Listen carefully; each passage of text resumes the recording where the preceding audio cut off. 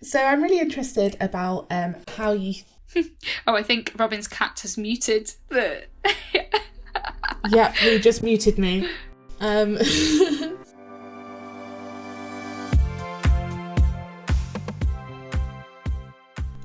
and welcome back to Reflecting Value, the podcast where we consider the big questions surrounding cultural value in a reflective space. You'll be pleased to know I've learnt from my past mistakes and locked my cat out of the room. In today's episode, we're focusing on the question, how do we make the field of culture, health and well-being more diverse and inclusive for those taking part? This episode's guests are helping me to unpick this very question, reflecting on how we may be able to address these issues relating to diversity and inclusion going forwards. And before we jump in, we need to let you know that this episode will feature discussions about racism and hate crime that some people may find upsetting.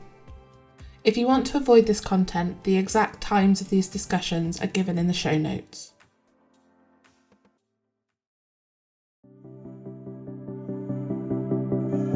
Within research, it's quite unusual to hear about a project until the findings have been published in a journal or presented at a conference. So I was really excited to have the Culture Box team come and talk about their COVID Rapid Response project with us.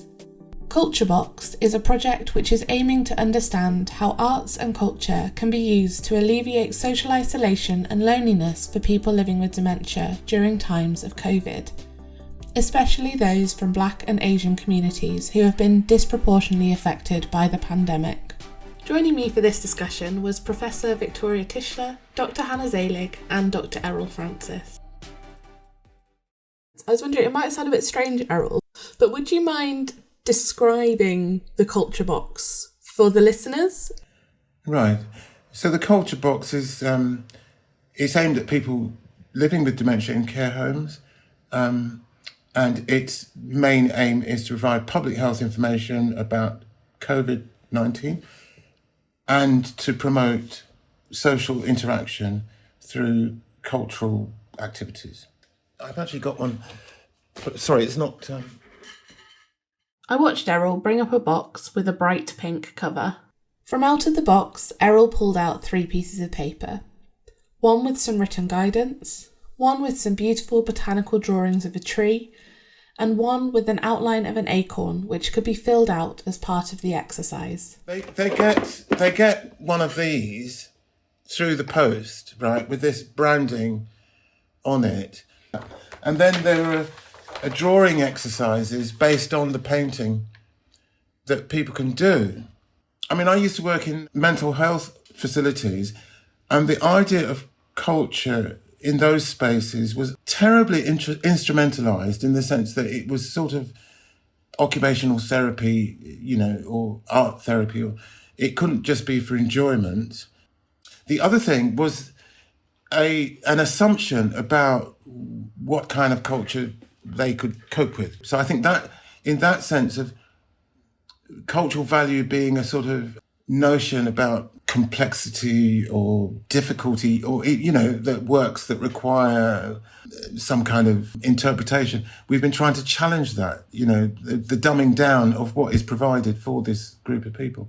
And I was going to add, that's created some quite lively discussions within the group because, of course, we don't all agree. And as Errol said, we come from different backgrounds and some of us have different ideas about what people might want to engage with or what people might find interesting. But something I've learned through my years of working with older people with dementia is never to make any assumptions about what people might be interested in or might be capable of, because my expectations have, if I've had them, have always been exceeded. And I'm always surprised by being surprised constantly by what people might want to do.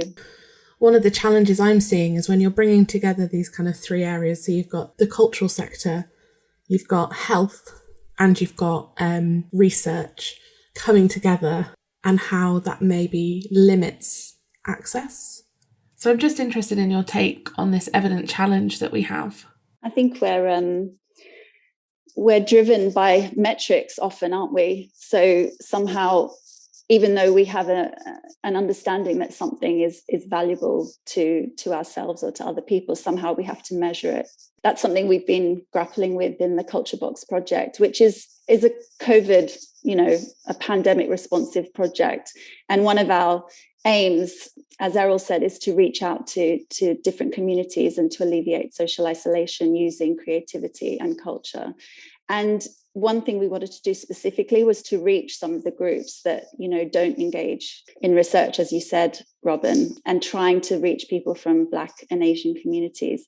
But we found that really, really challenging, where as a team, we're really grappling with what's the best way to reach people. And is it an approach, or is it that we're not offering the right product, or are we not interacting with people in the same way? So despite our best efforts, we've really struggled. And again, we haven't quite finished recruitment, but we have a largely white British sample that we're working with. So I'm just wondering if you could tell me a bit more about the recruitment process. What have you adopted to try and reach these communities, and why don't you think you've managed to? We've incorporated a co-design process. So we're working with a group of individuals who are quite diverse, including people from different communities, people living with dementia, people from BAME communities, to try and ensure that we're being responsive to what people would find most helpful, most valuable during the pandemic.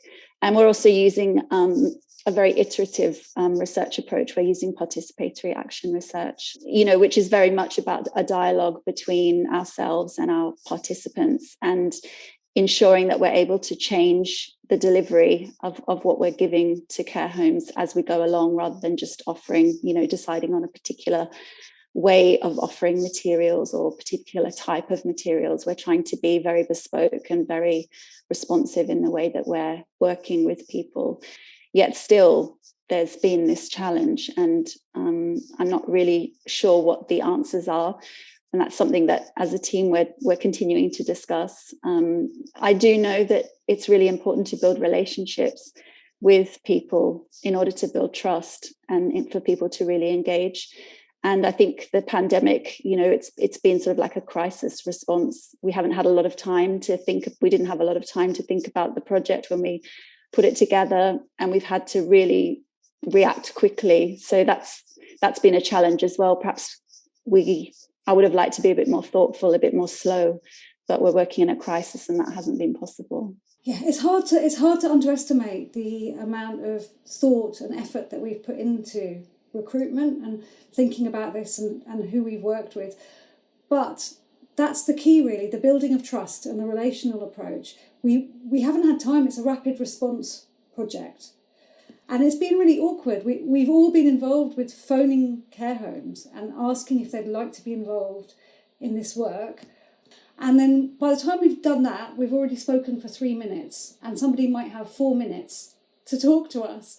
So for us to then say we'd like to work specifically with these residents, or it's actually pragmatically, logistically difficult. But we're also, I'm hoping, going to get the team to reflect themselves. So the research team are hopefully going to collect their own reflections on what it's been like to research at this time. I think we were really driven by the fact, the really disproportionately negative impact that the pandemic's had on Black and Asian communities in particular. And I think it's quite a worthy aim that we wanted to respond to, but perhaps unrealistic. People who are in, having all kinds of challenges would have the time or the inclination to participate in a research project.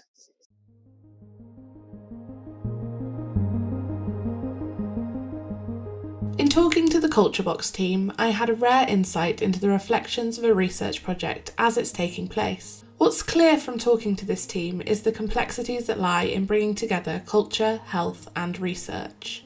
Research can be slow at times, but this project has shown how something can be developed and delivered in a rapid way when responding to a crisis.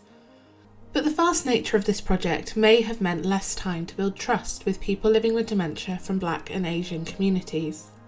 Time and methods of recruitment are not the only barriers in this context, and there may be other elements that stand in the way of more diversity and representation within the culture, health and wellbeing field. So, ladies and gentlemen, Grace Quantock. fair and well done, everybody. Do you remember those books where you had to choose where you wanted to go at the end of the chapter? Those choose-your-own-adventure novels? Sure, they were badly plotted and printed on that awful pulp paper, but isn't it a compelling concept? The problem is, now we're grown up, and the adventure is actually our life, and we can't flick to the end and see if it really does all turn out okay. I'm here today to talk to you about transforming your challenges, about living well in full colour every beautiful day. This clip is taken from an Ignite talk by Grace Quantock back in 2013.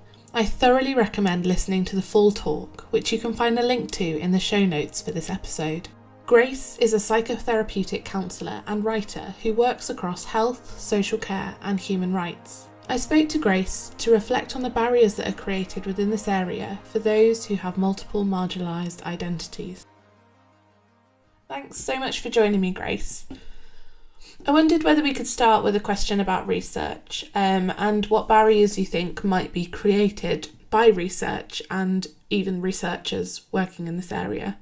This is something that I feel very passionate about because so often I felt marginalised communities just get mined, but under the guise of it actually being for our benefit. There are some conventions of research that I struggle with, and this is something I'm working on in my master's at the moment because, you know, when I spoke around the ethics committee, I was told, you can't reimburse participants for their time in your research. And I said, why? And they said, because, you know, it might skew the research. But you can refund them travel, and you can, like in a non-COVID time, give them a cup of tea and a biscuit.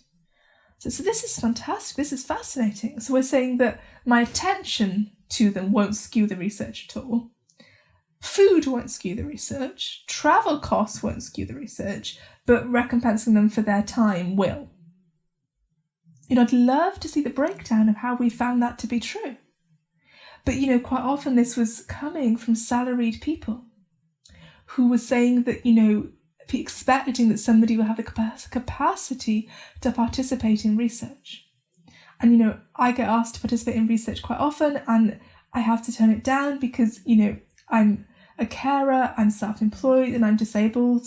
My available time is generally spent working, doing things that I need to do to live and take care of myself, or caring for the person I care for. So actually, if you're asking me to do something in my spare time, what you're asking me to do is go without paid work, to go without sleep, to go without food, or to go without necessary things that I need to do to be well. So which one of those would you like me to give up for your research? I'll let you pick. I think that's such an important consideration that researchers maybe don't have enough. I keep seeing the term safe space within the literature, and obviously this means different things to different people. So I wondered whether this term is something you've come across within your own practice and what you maybe think about safe spaces within culture, health and well-being. The first thing might be, actually, I don't know how to make them safe because I'm not them and I don't know how safe or unsafe they feel in the world. So in one thing I'm working in, because I did a Jungian inspired bodywork training online, and they had something which I thought was brilliant, where there was a breathing room, a breakout room, that there was a therapist there who would, if anybody found the group work activating or difficult at all, there was a room where they could go and sit and process it. And if anything came up from the work that needed processing outside, then the tutors were available to do extra work to process with you. And I just thought, wow, imagine if in research there was somebody, you know, who from a marginalised background, who was experienced in holding space or working or doing inclusion support work, who was actually able to, you know, firstly facilitate the space, co-create and design the space, and then possibly to be able to sit within it, and then to have you know, something clear so that if something does come up, because, you know, so many people have stories where we know the violence that happens in the niceness of these kind of white, het, cis, non-disabled middle class spaces. And, sometimes I have been around research and people have been saying to me, people just, they're scared to come in. We just need to make them feel welcome. And I said, I'm so sorry, what makes you think people are scared? I said, well, they're not coming. I said, right, do you think there's a reason for that? I said, well, no, we want to make these wonderful, playful space. I said, hold on. These spaces are great for you, but that does not mean they're great for everybody else. So talking about playful cities, for example. So I was doing some work around this and explained to some people who were kind of asking, how do we get people to engage? I said, I don't engage because it is unsafe for me to engage, because those playful spaces are literally the place that I experience hate, crime and attack, because I, as a visibly disabled woman, am on view, am under that gaze, and I'm at risk there. So actually, I don't need encouragement, quite frankly. I need you all to reckon with why those spaces are safe for you and not for me, and what we're going to do about that. So putting something into how we make spaces safer is much more likely to to help me engage than kind of assuming that I feel excluded, because, having enough respect to think that actually perhaps I'm not there for a very good reason. Yeah, and I guess this kind of builds on the phrase that you used when you got in touch with us about the podcast that really interested me. You discussed the wounds that arts and culture can cause, but also the ones it can address. So I was just wondering if we could just unpick that a little bit more for our listeners. Yeah, absolutely. So, in speaking of this, I'm speaking from my personal perspective, which is as a multiply marginalised disabled woman. And I sit at different intersections of marginalisation and privilege. So I'm a white disabled woman. I am from a lower socioeconomic background, but English is my first language. So, I sit at multiple points, and, I'm really aware that I can't speak to many other people's experiences of it. What I can do is to speak from the experiences of people that I have worked with in workshops who have given me permission to share their experiences in this way, anonymised, and also to cite examples from my teachers who sit at different positions. So, I'm really aware that we can find shifts in healing in art, and art has huge potential to shift things for us. And at the same time, the other side of that coin is that it can massively wound us. And I think that in a rush to basically not look prejudice or to fix something, which, is a big thing and does need to shift, there can be just this headlong rush into trying to correct. And that means, I get asked, can you please look at this? Can you please okay this? And eventually I'm saying, I'm sorry, what? Did you're making something for disabled people? Great, right. I mean, speaking from this perspective here. Right. Why? Did anybody disabled ask you to create this? Did anybody disabled create this and wanted some support with it to work in partnership with you? What makes you think we want this? Where did that, and there's just, and so much of it is based on these assumptions. And again, perhaps, this is more in the health sector, that, oh my goodness, if I never see another stair climbing wheelchair in my life, I will be so happy. So for me, there's something there around, when people are creating for culture, for art, there's a real ask of what's happening? Is this co-created? Is this arising from your experience with a community, being of a community, in a community? Or are you actually looking around and going, we're missing something? For the best, most meaningful reasons in that moment, you think, gosh, we're leaving out disabled people, we better do something. And then there's a jump. And I'm really fascinated in what could happen in that space. If we just, as Zara Ash Harper talks about, if we just slow it down into slow inclusion and just look, what happens in that leap? What's going on there?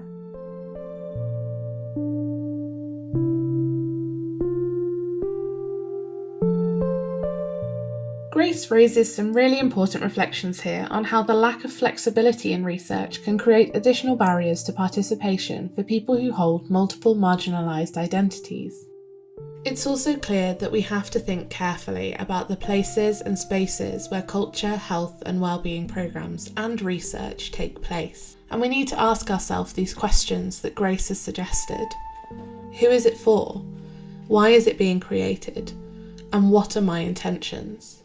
So, let's take a look at a programme which has used a co-creative approach to support a range of women with different migration circumstances who are living in Leeds. Home. Home is nice cooking. Home is dolma, koba, biryani, kebab, bihaji, onions, samosa. It is fresh boiled rice, different tastes. Home, home, and love. This is taken from Mafwa Theatre's To and Fro project, which documented the journeys of refugees, asylum seekers and settled communities in Leeds. I spoke with Tamsin Cook, co-artistic director, and Anne Collins, a Mafwa member, back in December 2020, about their experiences of co-creating theatre pieces together. So I'm really interested in the history of Mafwa over the 2 years that you've been running. Could you tell me a little bit more about why you've chosen to work in this area? What drew you to working with the people that you work with? So Kezia and I met at the University of Leeds, actually. We're alumni. During our master's study in development and global development, I should say, and theatre studies, which is no longer running, but we were the last cohort. And it was a really natural partnership because I'd had many years of experience as a facilitator working with lots of different community groups. And Kez had many years of experience working on frontline support for people who were sanctuary seekers, people with different migration statuses. So in 2018, we started just as a temporary group, but we knew that we didn't want to parachute into a community and just leave again. We always knew that we had intentions that went beyond the theatre kind of module that we were working on. And Leeds Refugee Forum, we struck up a partnership with them. They needed more activities that were just for women from the centre. So when we started, the first session we ran, we had about 20 women turn up into a very small room. And yeah, Anne, do you think it's worked with opening the group out? Well, to be honest with you, when I was new to Mafwa, I was not quite sure that what this group is about, and I just knew that okay, Mafwa theaters meaning something related to the art and drama. But involving myself with the every weekly sessions, then I thought myself, no, this is something really from here. There are different kind of the doors I had gone through, that which is arts together and opera north and different in the playhouse. We used to go to see the different play from Mafwa Theatre, getting the free tickets, involving in different organizations through Mafwa. So that was quite I can feel that okay, Mafwa is there. Yeah, every session Mafwa is there. Every week they used to provide us a bus ticket, so okay, the transport, no problem for the transport. And they were like quite supportive, both of them, Kezia and Tamsin. So I think, yeah, we draw on the network of partnerships that we've created. So we, like with Arts Together and with places and spaces in the city, and making sure that they're open to us and Mafwa members. So, for example, when we went to the Leeds City Museum, I think most people in the group had never been to the museum before. And just walking up those steps, which requires quite a lot of entitlement was something that was really important to people, and to perform in that space brought with it quite a lot of kudos. So Kezia and I have written an article for the Journal of Performance and Ethics in Theatre. It's along those lines. I can't remember what the journal title is. Apologies, everyone.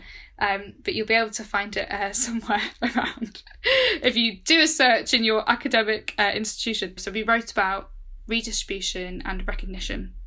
So for us, collaboration with MAFWA is all about making sure that not only do we recognise voices, but we also redistribute power and resources and social capital.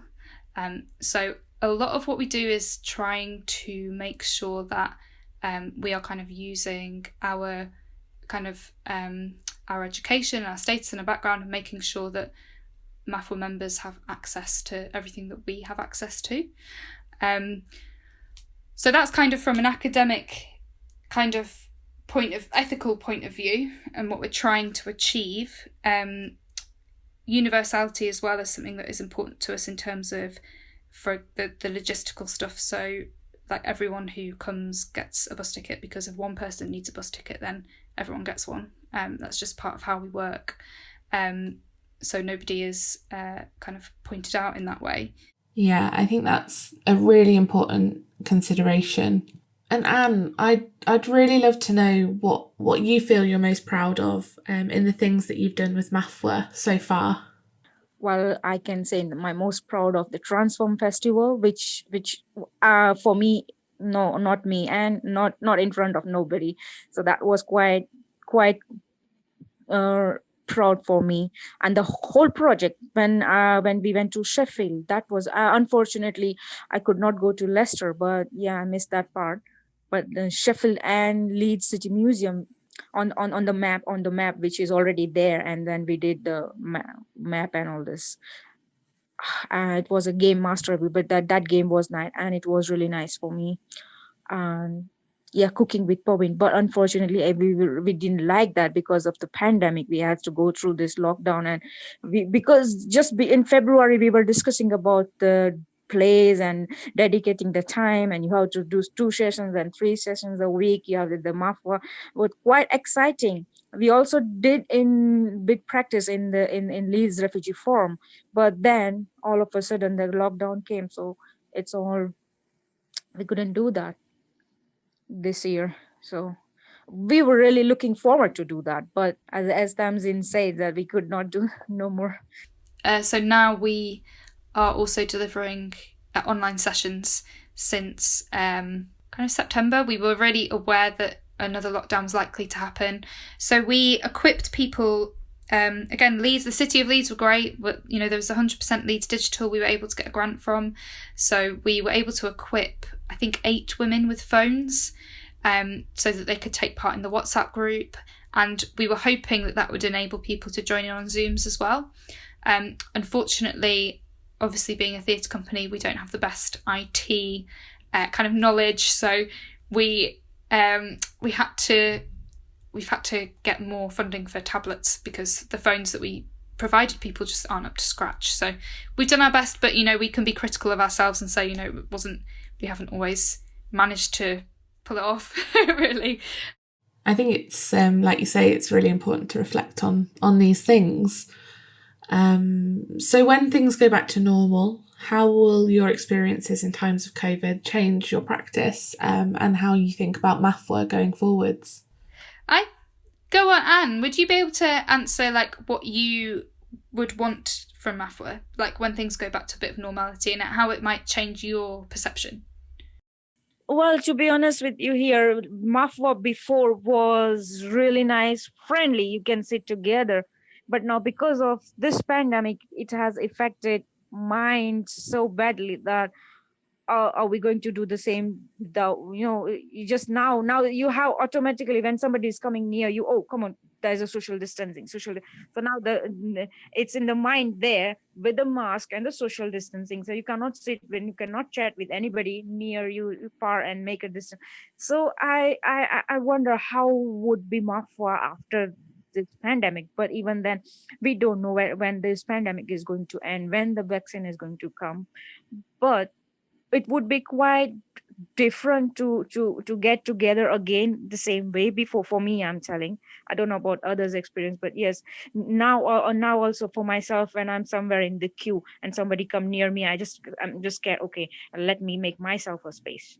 So I'm wondering, I don't know how would be Mafua when it will be back to normal. But I don't know. I think Anne raises a really good point there, because we are already working in a group, and that's members and facilitators alike who have mental health issues, and we already have a high prevalence of anxiety and depression within the group, and that is something that obviously the pandemic has not helped with. So it's more important than ever that we are thinking really mindfully about running sessions, and I think safe, really making sure it was always a safe space, and we worked really hard to create a safe space and a space of trust before. And we've also got Nazia, who unfortunately wasn't able to join us today, but she is a mental wellbeing worker from LMWS, and so that's Leeds Mental Wellbeing Service, I believe. And we have kind of introduced Nazia as a familiar face within the group, so that they have somebody to turn to, and so that it's not just them coming to Kezia and I and asking for a referral for somewhere. It means that they can go to somebody who works within health and wellbeing, and they can get proper targeted, appropriate advice and referrals from somebody who knows what they're talking about. So there you go. I think hopefully that answers your question, Anne. So a bigger space, really focusing on our well-being within the whole group, and making sure that we can all have a cup of tea at the beginning. Does that sound good to you? Yeah. I'm looking forward to it. So what can we take away from this episode's conversations? I think it's really clear that the ways in which we research the value of culture for health and well-being can throw up barriers for those who hold multiple marginalised identities.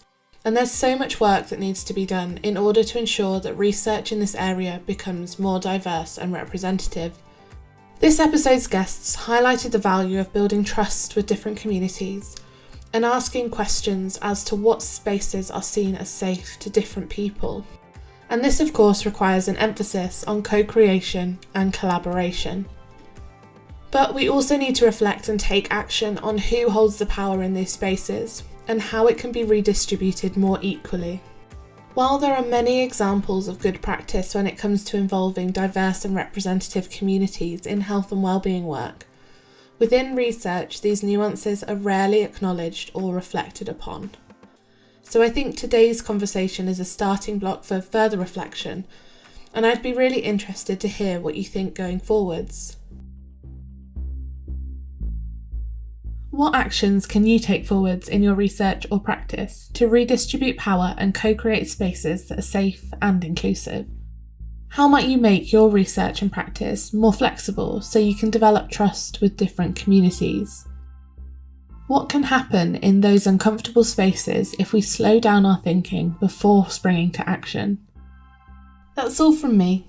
Thank you for listening to Reflecting Value, a podcast from the Centre for Cultural Value. To keep up to date on reflections from this episode and to hear how other people have answered these questions, search #ReflectingValue on Twitter. And don't forget to rate, review and subscribe. See you next time.